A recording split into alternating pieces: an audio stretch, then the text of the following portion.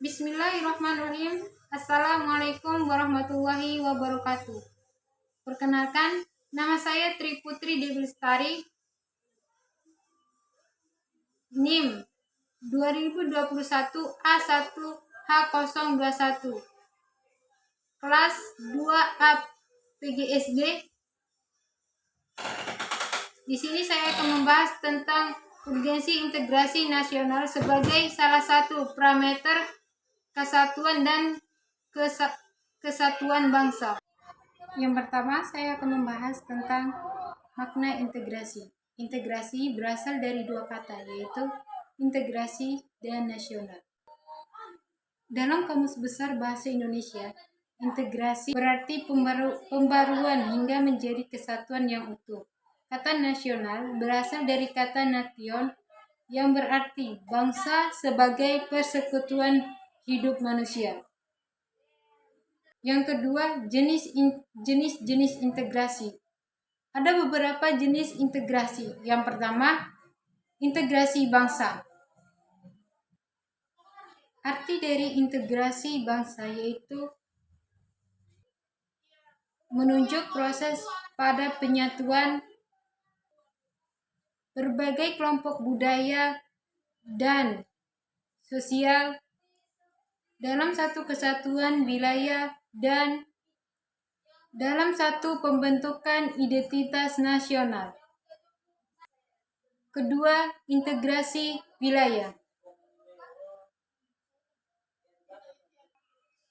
Integrasi wilayah menunjuk pada masalah pembentukan wewenang kekuasaan nasional. Yang ketiga adalah integrasi nilai, menunjukkan pada adanya konsensus terhadap nilai yang minimum yang diperlukan dalam memelihara tertib sosial. Keempat adalah integrasi elit massa, menunjukkan pada masalah penghubungan antara pemerintah dengan yang diperintah, mendekatkan perbedaan-perbedaan mengenai aspirasi dan nilai pada kelompok elit dan massa. Yang kelima adalah yaitu tentang integrasi tingkah laku, menunjukkan pada penciptaan tingkah laku yang terintegrasi dan yang diterima demi mencapai tujuan bersama. Yang ketiga saya membahas tentang integrasi nasional dilihat dari 3 aspek. Yang pertama, aspek politik. Dalam tataran integrasi politik terdapat 2 dimensi. Yang pertama, vertikal dan horizontal. Dimensi vertikal yaitu menyangkut hubungan antara elit politik dengan massa pengikutnya maupun antara penguasa dan rakyatnya. Dimensi horizontal, hubungan yang berkaitan dengan masalah kewilayahan antara daerah, suku, umat beragam, dan kelompok masyarakat Indonesia. Yang kedua adalah integrasi ekonomi. Integrasi ekonomi adalah munculnya saling ketergantungan antara daerah untuk memenuhi kebutuhan hidup masyarakat. Adanya saling ketergantungan membuat komunitas dan komunitas menjadi kolaborasi yang saling menguntungkan. Yang ketiga yaitu aspek sosial budaya. Aspek sosial budaya adalah proses mengkoordinasikan dan menyatukan berbagai elemen masyarakat.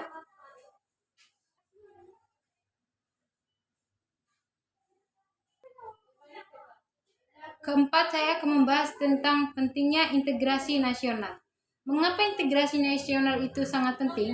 Karena untuk menciptakan kelarasan bangsa di tengah masyarakat yang sangat beragam, yang dimana arti dari integrasi nasional adalah proses persatuan bangsa dari perbedaan di masyarakat. Yang kelima, saya akan membahas tentang integrasi versus disintegrasi. Jika integrasi berarti penyatuan keterpaduan antara elemen atau unsur yang ada di dalamnya, disintegrasi dapat diartikan ketidakpaduan, keterpecahan di antara unsur-unsur yang ada.